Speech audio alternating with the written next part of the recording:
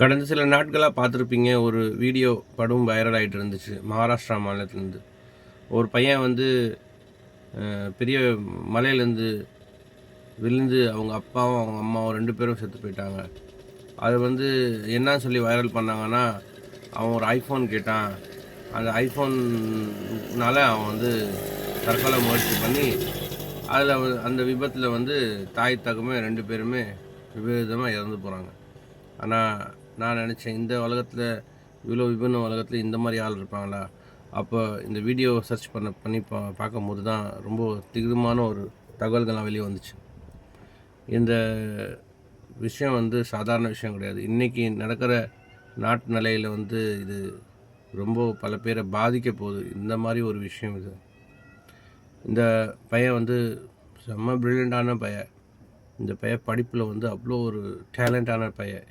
ஏன்னா இவன் வந்து தன் ஸ்கூலோட போர்ட்லேயே வந்து வருஷத்தில் ஒரு வாட்டி அவனோட ஃபோட்டோ வந்துடும். நீட்டுக்கு கோச்சிங் எடுத்துக்கிட்டு இருந்தான் அந்த பையன். படிப்பில் வந்து நம்பர் 1. இந்த மாதிரி பையன் இப்படி செய்வானான்னு நினச்சிக்கிட்டு இன்னும் கொஞ்சம் விசாரித்து பார்க்கும்போது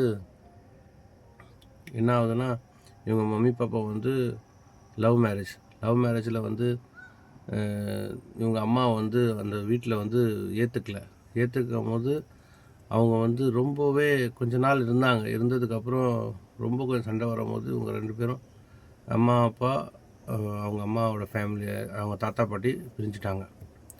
பிரிஞ்சோடனே அவங்க அப்பா வந்து அவங்க அம்மா கூட தான் ஒரு ஊரில் இருந்துக்கிட்டே இருந்தார். ஊரில் இருந்துக்கிட்டு இருக்கும்போது அப்பப்போ அப்பா அம்மா வீட்டுக்கு வருவார். இவங்க நல்லா ஃபேமிலி ஓடிட்டு இருந்தது. இப்போ கொஞ்ச நாளில் வந்து என்னாச்சு, அவங்க அவங்க அப்பாவோட தாத்தா வீட்டிலேருந்து ஃபோன் வந்துச்சு. இந்த மாதிரி அப்பா அவங்களுக்கு வயசாகிடுச்சு, நீங்கள் ஒரு வாட்டி வந்து பார்த்துட்டு போன்னு சொல்லி. அவர் போய் பார்க்கும்போது அவங்க அப்பா அம்மா வயசு ரொம்பவே கேள்விக்குறியாக இருந்தது. இந்த மாதிரி வயசில் அவங்கள விட்டுட்டு போக முடியாது.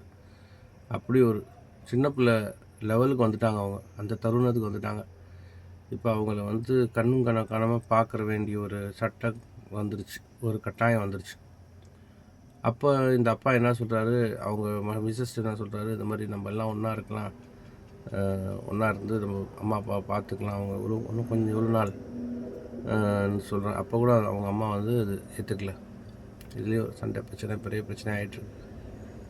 அப்போ இவங்க அப்பா ஒரு கட்டத்தில் என்ன சொல்கிறாரு, சரி அப்படியா, நான் எங்கள் அப்பா அம்மாவை பார்க்குறதுக்கு எங்கள் வீட்டுக்கு போகிறேன், என்ன வேறு வழி எனக்கு தெரியல சொல்லிவிட்டு அவங்க போயிடுறாங்க. போயிட்டு ஒரு நாள் 2 நாள் 10 நாள் 1 மாதம் 2 மாதம் 6 மாதம் கூட ஆகுது.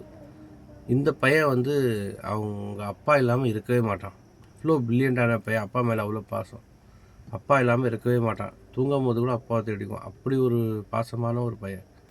இந்த பையன் வந்து எவ்வளோ வாட்டி சொல்லி பார்த்துருக்கான். அம்மாட்ட சொல்கிறான், அப்பாட்ட சொல்கிறான், எப்படியும் உங்களை சேர்த்து வைக்கலாம், தாத்தா பாட்டி கூட வைக்கலாம், எல்லாமே செஞ்சு பார்க்கலான்னு முயற்சி பண்ணுறான். ஆனால் இவங்க அம்மா வந்து கொஞ்சம் வேறு மாதிரி டைப். இவங்க அம்மா வந்து இந்த விஷயத்துக்கு ஒத்து வரவே மாட்டுறாங்க. அப்போ இந்த பையன் வந்து ரொம்ப ஃப்ரஸ்ட்ரேட் ஆகிட்டான். முன்ன நாள் வந்து சண்டை நடந்திருக்கு. இந்த மாதிரி நீங்கள் ஒன்றா இருங்க, இல்லைன்னா வேறு மாதிரி ஆயிரும், அப்படி இப்படி சொல்லியிருக்கான். அவங்க என்னமோ டெய்லி நடக்கிற விஷயம் மாதிரி தான் நினச்சிட்டு விட்டுட்டாங்க. இந்த பையன் என்ன செஞ்சுருக்கான், அவன் ஃப்ரெண்ட்ஸ்கிட்ட சொல்லிட்டு போயிருக்கான், நான் இந்த பாயிண்ட்டுக்கு போகிறேன், இந்த இடத்துக்கு போகிறேன்னு சொல்லியிருக்கான். அந்த இடத்துக்கு வந்து யார் போனாலும் சூசைட் பண்ண தான் போவாங்க. அது அப்படி ஒரு டேஞ்சரான ஸ்பாட். அப்போ தகவல் வந்து அவங்க அம்மாவுக்கும் அப்பாவுக்கும் 2 பேர்த்துக்கும் போகுது. இந்த பையன் என்ன செஞ்சுருக்கான், ஏற்கனவே அந்த இடத்துல போய் நின்றுருக்கான். அந்த பாயிண்டில் போய் நின்றுருக்கான். அவங்க அம்மா அப்பா எவ்வளவோ சொல்லி பார்க்குறாங்க. அப்போ கூட அவன் மராட்டியில் சொல்கிறான், நீங்களாம் ஒன்றா இருப்பீங்களா. அவங்க ஒரு வாயை திறக்க மாட்டாங்க. அப்போ இது தெரியாமல் நடந்ததா தெரிஞ்சு நடந்தான்னு தெரியல. அவன் எஜ்ஜில் போய் நின்றுருந்தான். அவனோட சாவு கூப்பிட்டுருச்சா, இல்லை அவன் 2 பேரும் இழுத்துட்டு போயிட்டானா, அது தெரியல. ஆனால் வந்து அவன் திட்டவிட்டமாக அந்த இடத்துக்கு போனது அவங்க ஃபேமிலி விஷயத்தினால அவனுக்கு போனது. அதில் அவங்க அப்பாவோட கால் தடமாறுது, இவனோட கால் தடமாறுது, இவன் விழுகிறான், அவங்க அப்பாவும் விழுகிறாரு. இது பார்த்துட்டு அவங்க அம்மா பொறுக்க முடியாமல் நம்ம குடும்பமே போயிடுச்சுன்னு சொல்லிட்டு அவங்க அம்மாவும் ஜம்ப் அடித்து அங்கேயே செத்து போகுது. இந்த வீடியோ வந்து பெரிய மெசேஜ் கொடுக்குது. இன்றைக்கி காலத்தில் வந்து காசுக்கும் பணத்துக்கும் தொழிலுக்கும் நம்ம கொஞ்சம் இருக்கிற விஷயத்துலேயே வாழறதுக்கு முயற்சி பண்ணாமல் அது வேணும் இது வேணும்னு சொல்லிட்டு வீட்டுக்கார்ட்ட ஃபேமிலிகிட்ட எதிர்பார்த்துட்டு அந்த ரிலேஷன் கரெக்டாக இருக்காமல் நாளைக்கு யாரை பாதிக்கிறதுங்களா? அந்த பிள்ளைங்கள தான் பாதிக்குது. அந்த பிள்ளைங்க என்ன தவறு செஞ்சிச்சு? இன்றைக்கி இந்த பையன் வந்து இவ்வளோ பில்லியண்டான பையன் இன்றைக்கி உயிர் விடணும்னு என்ன எழுதியிருக்கு?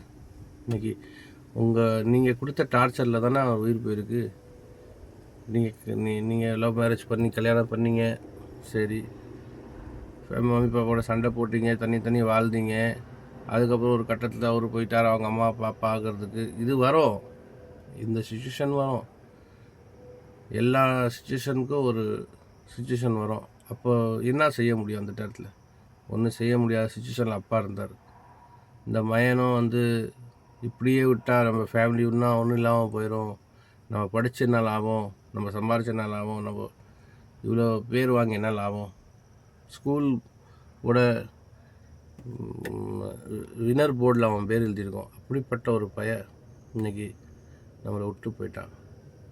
இந்த மாதிரி பல குடும்பத்துங்களுக்கு இந்த ஒரு மெசேஜ் மாதிரி தான். இன்றைக்கி நீங்கள் வந்து வாலிப வயசில் ரத்த சூடில் நீங்கள் என்ன வேணால் சொல்லலாம், நான் வாழ மாட்டேன், நான் வைக்க மாட்டேன், இதோட நல்லா பொண்ணு கிடச்சிருக்கோம், இதோட நல்லா பையன் கிடச்சிருக்கோம், உன்னைய காட்டி என் வாழ்க்கை இப்படி போயிடுச்சு அப்படி போயிடுச்சுன்னு சொல்கிற ஆளெல்லாம் உண்டு. பிள்ளை பிறந்துருச்சுன்னா இந்த வார்த்தைகள் சொல்ல விட்டுருங்க. பிள்ளைங்களுக்காக வாழுங்க. பிள்ளைங்கள் மனசில் எவ்வளோ கஷ்டம் இருந்திருக்கும் அந்த பையன் மனசில், அந்த பையன் இப்படி செஞ்சுருப்பான். அதை சில பேர் வந்து ரீல்ஸ்க்காக செஞ்சது, ஐஃபோனுக்காக செஞ்சது, அதெல்லாம் இல்லைங்க. இது சராசரி மனிதன் வாழ்க்கையில் இப்படி ஆயிருக்கு. இந்த மெசேஜை வந்து அந்த ஒரு நபருக்கு அமுச்சு விடுங்க. யார் தன் வீட்டுக்காரியோட சண்டை போட்டுக்கிட்டு தன் ஃபேமிலி கூட ஒத்து போகாமல் பிள்ளைங்களை வந்து ஒரு நல்ல நிலைமையில் வைக்காமல் இருக்கிறார்களோ அவங்களுக்கு நீங்கள் அமுச்சு விடுங்க. இல்லைன்னா உங்கள் வாட்ஸ்அப்லேயே நீங்கள் ஷேர் பண்ணுங்கள். நன்றி, வணக்கம்.